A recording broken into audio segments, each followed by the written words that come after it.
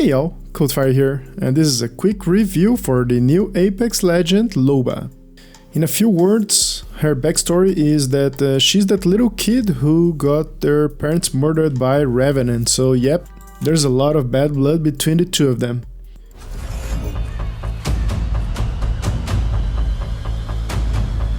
Come to kill me, little girl? Someday. But for now... If you're interested in more lore about this new character, make sure to check the link in the video description. The first thing you may notice that is she is really good looking character. That is actually the subject of many of her lines. Beauty is pain.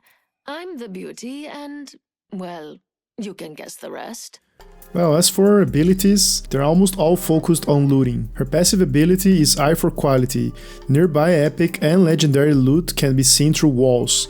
The range is the same as Black Market Boutique. So I went to the shooting range to check the range for this skill, and it's roughly 80 meters. That's quite of a long range if you ask me, and even though it doesn't look like it's that good of a passive ability, you only start to grasp the potential of this ability when you go on the real battle. The true power of this ability, in my opinion, is that you can actually ping the items for your teammates to go loot there. So that can save a lot of time, especially when you're trying to find those pesky hop-ups for your weapons, like the precision choke that, by the way, it's now only useful for the triple take, since now the Peacekeeper is a fully kitted airdrop weapon, and many others that are sort of hard to find, so that's really helpful. Also, I noticed that if you switch your weapon to a sniper rifle and with at least a 6x or 8x scope, so you can use this passive ability to the maximum extent. Her tactical ability is called Burger's Best Friend, and even though it may look that it's completely OP broken, at least from the trailers, at least I had that impression. When I start playing around with it, it's not that OP. I mean, it is good, but it's not like broken good. The main drawbacks of this ability is that after you teleport, there's a 2-second animation of her putting back her bracelet, and that leaves you vulnerable for getting killed. Especially since most of the weapons have a less than 2 seconds time to kill. So yeah, you need to keep that in mind when you teleporting around. So don't teleport right in the face of your enemy. Maybe try to flank or something like that. That is one of the drawbacks. The other part is that it's not that easy to aim properly. I mean, it is much easier than a lot of other legends, especially for grenades and all, since you have the complete 100% path of where the bracelet will go. So you can easily predict where you're aiming at, but the arc mechanic will not allow you to aim really up high, the bracelet. So that kind of limits you to roughly 60 meter range of teleport on a flat terrain.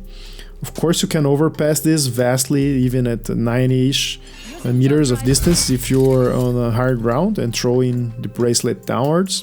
But this brings another problem, actually. As you can see on these clips, the direction Loba will face after teleporting is a straight line path from the starting position to the end position. So imagine that point A to point B, you draw a line, and your camera will be facing towards that line after the teleportation finishes. So also keep that in mind. It cannot like pre-turn your character to finish the teleport aiming at the right spot you want, because that doesn't work, at least not for now. Not sure if they're gonna change this in the future or not.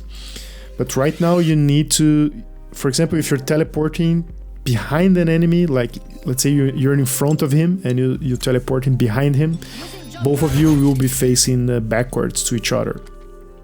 So that is not optimal for combats. So you also need to be careful with that. A good thing about her tactical ability is that you can easily cancel the deployment by scrolling up or down, and you can also make her bracelet go straight through the ground if you left click while it is in midair. However, since the bracelet travels so quick, it's kind of hard to eyeball where it will land if you do this, but it could be helpful in some situations. And finally, this ability will have a cooldown of 30 seconds that can be reduced to 24 seconds with the golden helmet.